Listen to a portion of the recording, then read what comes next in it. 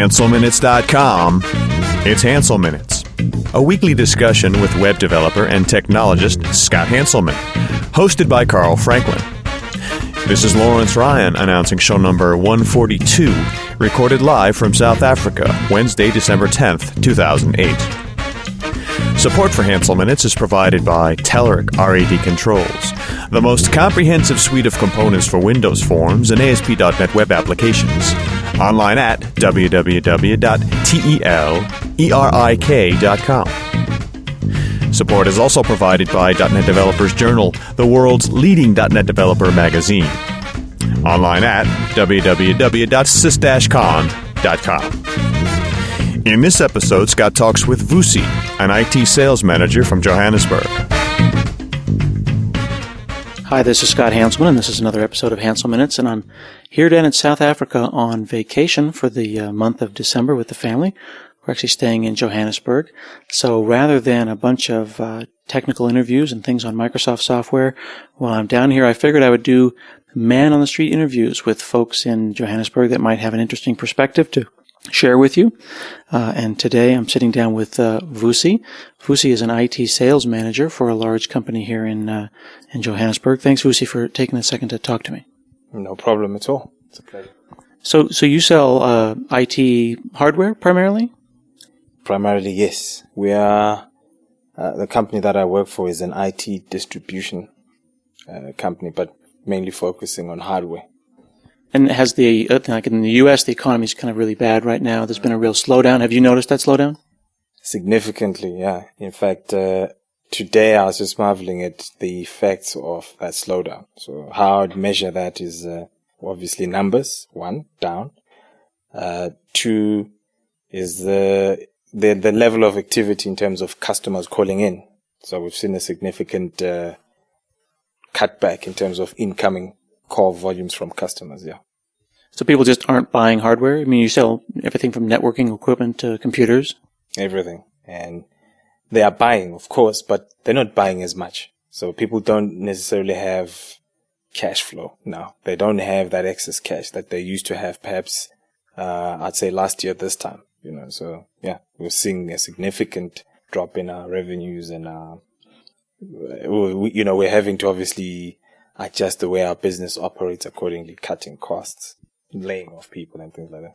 Now in the States, they always call it the credit crunch. They're saying that businesses run on credit. Do businesses run on credit here? Do people have to get a loan to buy a computer? They do. In fact, our business is primarily run on credit. So we do have a couple of investors who work within the company, but above and beyond that, it's actually credit. It's funded by the banks. We do have competitors within our industry who are self-financed. I wouldn't expect that they're feeling the effects as much as we are. But yeah, I think the credit crunch is here as well. Definitely. And this may be an ignorant question because I'm coming at it from an American perspective, but even though South Africa's been a democracy for now maybe almost 15 years? Yeah, well, since 94, 14 years. Then is there still a distinction between a black-owned business and a white-owned business? There is. In fact, there's a program here which the government is trying to push. It's called BEE, which is Black Economic Empowerment. A lot of the black businesses are obviously severely disadvantaged. So when you start up a business, for you to secure a loan from the bank to get your capital equipment and things like that, banks need some sort of security. And a lot of the black people obviously lack the expertise in terms of running businesses. They're not from rich backgrounds, so they can't sustain themselves financially. So businesses tend to start up and fold as quickly as they start up. So government is trying to empower black people to own businesses as opposed to waiting to be employed by companies. So there's a lot of focus on that. Even in established businesses, they are trying to ensure that black people get exposed at senior level so that they get a better understanding of how to run businesses. So there's a rating system, which is called the BEE scorecard, which really basically looks at a lot of elements within the business. They look at the number of black managers and the levels within the business that they're in. They look at the corporate and social responsibility of the company. They look at training and development, all those things that help bring about a more competent black business or a black manager, that so to speak. Yeah. Now, in the States, that sounds a little bit like what they call affirmative action. Have you guys heard about that term? Yeah. I mean, we use that term as well. Although here I'd say affirmative action, it's looked upon as being a derogatory term because it suggests that the individual is less competent, but they're just being put in there for the sake of their skin color, So, yeah, some people call it affirmative action, but a lot of the times, they call it BEE, which is really a softer way of saying the same thing. But lately, I mean, black people have shown that they've got the expertise there. We've got a lot more black people who are graduating from universities who hold quite significant qualifications coming through, becoming CEOs of multinational companies and that kind of thing. So, yeah, we do have that here as well. One of the things that I've noticed in the time that I've spent here is that it seems to me that the distance between the people that have and the people that have not is a little greater. Poor people are very poor and rich people are very rich. And it makes me wonder, what would it take for a have-not to get a good job and get a car and get a house and move on and become a part of the middle class? Is it simply a matter of education and a nice suit for that first job interview? Yeah, look, I agree with you. I think the divide between the haves and the have-nots is quite huge. So the rich are quite rich. And I think in today's society here in South Africa, the haves are not just white people. It's now a mix. There's quite some number of successful black people who own a lot of money or who have some significant businesses. Yet, on the other side, we've got quite a lot of poor people who are predominantly black. Now, to get ahead, to get into that middle class, you have to have some sort of education, which a lot of them lack. Their parents were unfortunately victims of the previous regime, which obviously a lot of people are still angry about. They blame that for their circumstances. So a lot of them find themselves unable to get jobs because then their parents couldn't afford to put them through school. And so they're obviously doing menial jobs which don't pay well. And so they have to find other means of supplementing their income, and some turn to crime. That's why there's a bit of a hype in South Africa about the levels of crime. But yeah, I'd say yes. There is a huge gap, or there's a huge difference between the poor, of which there are many of those, as compared to the rich. Do you know how to make the possible out of the impossible? Well, the .NET ninjas at Telerik do. They just released a huge pack of web controls all built on top of ASP.NET Ajax that'll help you build impossibly fast and interactive applications in no time at all. They've made the impossible possible in desktop development. If you think you can't have a carousel component in WinForms, well, you can. Their Windows Forms suite features a super powerful grid view control and 32 other crazy desktop components that'll give you dazzling WPF-like features, but in WinForms. They do the same thing in reporting solutions with a new design surface like nothing else. Looks just like graph paper. Gives you advanced page layout capabilities. Makes it feel more like a graphic design software than a reporting solution. Go check them out at Telerik.com and be a .NET Ninja. And thanks for listening. Do you feel that there's an emerging middle class? Are people finding a way out? I mean, I don't suppose that, you manage a team of sales associates. I don't suppose you guys sit around at lunchtime and talk about who grew up broke. Mm-hmm.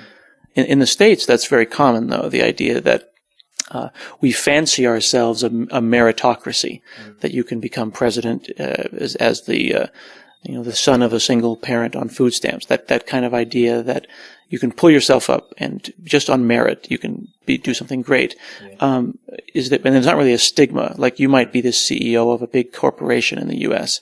And you would tell people, when I was growing up, my dad was a coal miner. And no one says, oh no, how can he be CEO? He's a coal miner. Is there a stigma to have grown up poor here?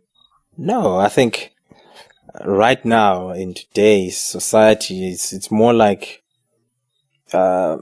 those are the success stories. That's what they're made of. A lot of people who grew up studying in candlelight, for example, walking 20 Ks to and from school.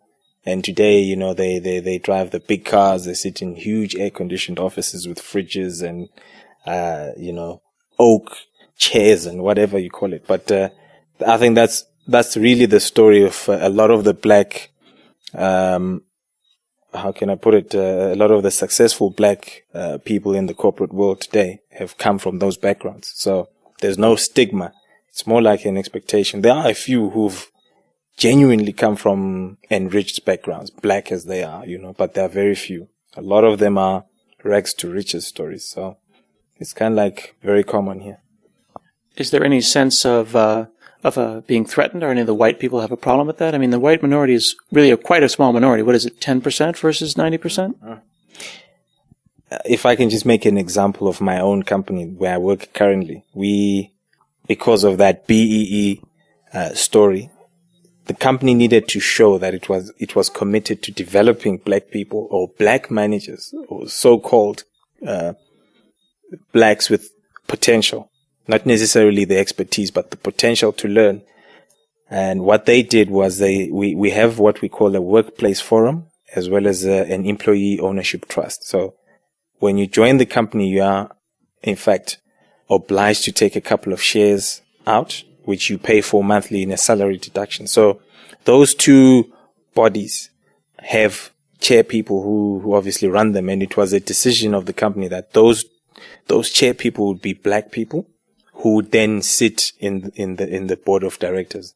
Although not necessarily equipped at that level, they will be put there in a development capacity. So there was an outcry from the white community within the companies that, look, the country has turned. It's like now, if you're a white male, you have far less opportunities compared to a black male up and coming, So it's unfortunately, yes, there is a bit of panic on the white side. But I'd say by and large, a lot of companies haven't quite adopted that whole BEE scheme. There are very few, and government is obviously trying to crack the whip and punish in the way of fines those companies that it perceives not to be taken that seriously. Well, I would think that I'm trying to put my mind in the mind of a white South African, that if you just look north to Zimbabwe, to what Mugabe did, he took a bunch of white farms and redistributed them.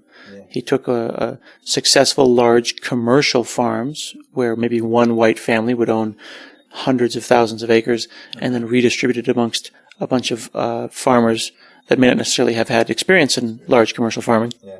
And took basically all the white people's things and said, nope, we're taking it back and we're passing it out. I would think that a South African would be concerned that the same thing could happen here. How much does a South African look north and look at that as being either a potential future, or that may be spilling into South Africa and becoming a problem? Oh, I think especially of late, they are looking north far more than they would have done, I think, in the past. So you would be aware that South Africa is obviously going to be going to the polls next year, sometime in April, and there's a great concern around, the future leader of this nation, and Jacob Zuma, who is the president of the majority ruling party in this country, which is the ANC, is perceived to be scandalous. Obviously, he's got issues and stuff that's dogging him from his past. And the fear is that he's going to run the country down into a Zimbabwe, So some of these schemes that the government is trying to put forward, scare people into thinking that perhaps that's what is going to become of this country. So seizure of land, loss of jobs on certain races within the country. And so a lot of people have decided that, look, they're going to try their luck abroad, and we've had quite an exodus of skilled people moving away from South Africa out of fear more than anything, going across to the UK, to the USA, and mostly Australia and New Zealand. So they're quite, I think that fear is real, and more so than ever, because a lot of, and also there's that threat of, obviously because Zimbabwe has gone down, a lot of those skilled people who were working within that country have left and are moving this way. and jobs are becoming more and more scarce. And so people are really, really panicking. Now, things were, in 94, things were really looking up, and everyone looked to Mandela, and then after him, Thabo Mbeki, who the shine came off of him. It turns out he wasn't as great a guy as we thought, maybe not as skilled as a worker, and now this guy, you said it was Jacob Zuma. Well, the interim president at the moment is Kgalema Motlanthe, but Jacob Zuma is the man who is tipped to take over officially in 2009, and his record is unfortunate. So I am a black male in South Africa as well. I'm registered to vote next year, and the question is, who do I vote for? We do have a new political opposition, black opposition, that has broken away from the ANC, which is providing some sort of viable opposition. But right now, they're still too new. We don't necessarily understand, or at least if I speak for myself, I'm not quite sure what they represent. So they're yet to really show us what they are about, because there were a lot of the people that have, that have moved into this political party are ex-ANC cadres, and they're disgruntled with the way the previous president was deposed, from his office. So they had the opportunity to fix things while they were in power, and they failed, So I think ultimately Jacob Zuma will become the president, because there is no real opposition. And the one thing that I know for sure is that it will be a black day if we find ourselves going back to a white government. It's not going to happen, because the masses are, number one, voting to keep that from happening. So if there is nothing else that's on offer, it will be just skin color. People will vote for the sake of, I'm voting for the ANC. They fought for our independence. They represent black people, and they'll vote according to that, really. Which is interesting, because it's in fact that same attitude that caused Robert Mugabe to be consistently revoted back in, as initially in the 80s, after he led the liberation, people said, all right, I'm going to vote for the liberator. And I'm hearing you say that they're going to continue to vote for the liberators here in South Africa. Yeah, that's for sure. And I think that's one thing that will be consistent between, let me not even say between Zimbabwe and South Africa. I think in Africa as a continent, a lot of our leaders, you find that they are liberators, they're put in power, and they can't lose the plot, and they want to stay in power, and it becomes more of a dictatorship than a democracy, So Robert Mugabe, yes, there was some, particularly in the mid-90s, some significant opposition coming through in the way of, if I recall, because I have lived in Zimbabwe. I am from there, by the way. So there was a party which really, it was a mixed party. It was both blacks and whites, competent people in business, in politics. But again, for the same reasons, that party could not secure any meaningful influence within the politics of the country, because people merely voted on the grounds of the liberator, and Robert Mugabe retained his position. And thereafter he was able to crush, that party, as we've seen with what he's doing now. He's able to amend the constitution, alter this and that, and that's how that political organization died. Now, in the U.S. right now, and again, supposedly for the last 200 or so years, there's been what we call a two-party system. There are 3, 4, what they call third parties, but they're really marginalized at best. Unlike places like England or like Canada that have viable multi-party systems. We're basically a two-party system. Every time that I hear about governments in Africa, I hear about the majority and then the opposition. It's always referred to as the opposition party. Is it a two-party system here in South Africa, or is it just one party and then a bunch of other little guys that are against them? Interesting. But I think, speaking for South Africa, in my own assessment, is that South Africa is supposed to be a multi-party system. However, it's really circulation of the same people who are breaking away from their same, organization. So initially there was the National Party, which ran while the apartheid system was still in place. They went out with the end of apartheid. The ANC came in. So in my mind, is really a one-party state with a bunch of other smaller, opposition parties, which don't really hold enough combined support to really make a viable multi-party system. I wonder if South Africa forgets sometimes that it's such a young democracy. Really very young. There's a lot to learn. And I think obviously looking to the first world, the big nations like the Britons and the USAs of this world. Yeah, there's a lot to learn. And the way we sing, the one thing that I can say now that really made me proud is the manner in which the country was able to take, use this its young democracy quite openly and fairly in the way in which Thabo Mbeki was removed from office. There was no gunfight, there was no coup, there was nothing. It was all done legitimately through dialogue and policies and procedures, and we had a new president come in, effectively chosen, by people in parliament, which included opposition members, by the way. And the guy is there today, and he's doing a hell of a good job for now, for the 1 or 2 months that he's been in office. But I think the democracy is young. There'll be a lot of mistakes that will be made. And especially now with the new elections looming, it was easy back from 94 to once Mandela, left office because he had groomed Thabo Mbeki. But Thabo Mbeki doesn't seem to have done a great job of finding a successor. Kind of like what I see in Zim as well. Robert Mugabe has been the man all his life. There is no chosen successor. And even if there was right now, I think the country has gone down the tubes. That person would have a hell of a difficult time. So I think we I strike parallels between Zimbabwe and South Africa in a sense. Yeah. Well, thank you very much, Vusi, for sitting down and chatting with me today. I really appreciate it. No, thank you very much. And I hope you enjoy South Africa and you get to experience the hospitality in the country.